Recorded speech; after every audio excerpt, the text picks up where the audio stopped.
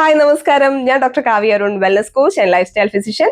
Redefine your life എന്ന പ്രോഗ്രാമിന്റെ 4ാമത്തെ എപ്പിസോഡിലേക്ക് നമ്മൾ കടക്കുകയാണ്. 100 എപ്പിസോഡ്സ് ഉള്ള പ്രോഗ്രാമാണിത്. മുടങ്ങാതെ കാണുക, ചാനൽ സബ്സ്ക്രൈബ് ചെയ്യുക.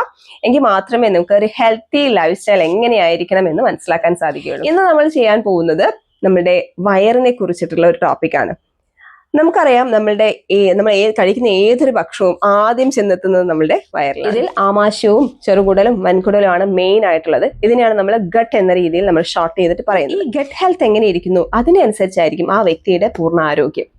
അതുകൊണ്ട് തന്നെ വയറിന്റെ ആരോഗ്യത്തിന് വളരെ വലിയൊരു പ്രാധാന്യമുണ്ട്. ഈ ഗട്ട് ഹെൽത്തിന് പ്രധാനപ്പെട്ട ഒരു ഘടകമാണ് മൈക്രോബയോംസ്. അതായത് നമ്മുടെ കുടലിനുള്ളിൽ ഒരുപാട് കുഞ്ഞു മൈക്രോ ഓർഗാനിസംസ് ഉണ്ട്. അതായത് ബാക്ടീരിയാസും ഫംഗസും അങ്ങനെയുള്ള പല തരത്തിലുള്ള കുഞ്ഞു മൈക്രോ ഓർഗാനിസംസ്. ഇതിന്റെ ബാലൻസ് എപ്പോഴും മെയിൻറ്റെയിൻ ചെയ്ത് കൊണ്ടുപോയിരിക്കണം.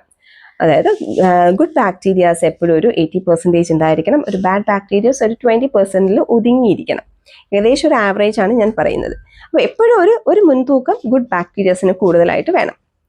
പക്ഷെങ്കിൽ നമ്മൾ കുറേ കാലമായിട്ട് കഴിച്ചു വരുന്ന പല ഭക്ഷണങ്ങളിൽ നിന്നും എസ്പെഷ്യലി നമ്മളിപ്പോൾ ഷുഗറി ആയിട്ടുള്ള ഫുഡ് കഴിക്കുന്നു, മൈദ അടങ്ങിയ ഫുഡ് കഴിക്കുന്നു, പ്രോസസ്ഡ് ആയിട്ടുള്ള ഫുഡ് കഴിക്കുന്നു, ഇതൊക്കെ തന്നെ കെമിക്കൽസ് ചേർന്ന ഫുഡുകൾ കഴിക്കുന്നു. ഇതൊക്കെ തന്നെ നമ്മുടെ ശരീരത്തിൽ വേണ്ട ഈ ഗുഡ് ബാക്ടീരിയാസിന്റെ അളവിനെ കുറയ്ക്കുന്നു. പകരം നമുക്ക് വേണ്ടാത്ത ബാഡ് ബാക്ടീരിയാസിന്റെ അളവ് കൂട്ടുന്നു. കാരണം എന്താ, ഈ ബാഡ് ബാക്ടീരിയാസിന് ഇഷ്ടപ്പെട്ട ഭക്ഷണമാണ് ഈ പറഞ്ഞ ഷുഗറും മൈദയും ഈ പ്രോസസ് ആയിട്ടുള്ള ഫുഡ്സും ഒക്കെ. അപ്പം ഈ അൺവാണ്ടഡ് ആയിട്ടുള്ള ഫുഡ്സ് ഈ ബാഡ് ബാക്ടീരിയാസ് കഴിച്ച് അവർ കൊഴുത്ത് വളർന്നു വരും. അതേസരം ഈ ഗുഡ് ബാക്ടീരിയാസിന് വേണ്ട ഭക്ഷണങ്ങൾ എന്താണ് നമ്മൾ പറയുന്ന പ്രീബയോട്ടിക്സ്. അതായത് ഫ്രൂട്ട്സ്, വെജിറ്റബിൾസ്, കുറെ ഫൈബേഴ്സ്, അതിൽ അടങ്ങിയിരിക്കുന്ന കുറെ ഫൈബേഴ്സ്. ഇതിനെയാണ് ഇത് ഭക്ഷണമായി ശീലിക്കുന്നത്. നമ്മൾ ഈ ഫ്രൂട്ട്സും വെജിറ്റബിൾസും വേണ്ട രീതിയിൽ കഴിക്കുന്നില്ല എന്നുണ്ടെങ്കിൽ ഇതിന് വേണ്ട ഭക്ഷണം കിട്ടാതെ ഇത് നശിച്ചു പോകും. അപ്പോൾ അവിടെ ഉണ്ടായിരിക്കേണ്ട ഈ ഒരു ബാലൻസ് തെറ്റുകയാണേ. അതിന്റെ ഭാഗമായിട്ടുണ്ടാവുന്ന പ്രശ്നങ്ങളെയാണ് നമ്മൾ ഡിസ്ബയോസിസ് എന്ന് പറയുന്നത്.